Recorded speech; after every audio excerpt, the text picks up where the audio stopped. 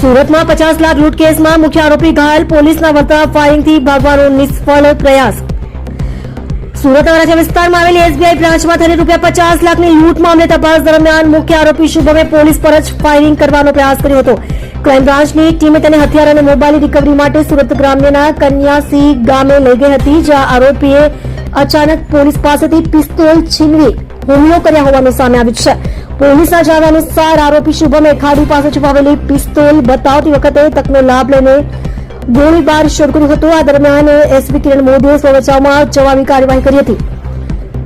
પોલીસની ફાયરિંગમાં શુભમે બંને પગમાં ગોળી વાગતા તે નીચે ઢળી પડ્યો હતો। ત્યારબાદ તેને કસ્ટડીમાં લઈને સારવાર માટે નવી સિવિલ હોસ્પિટલમાં ખસેડવામાં આવ્યો હતો।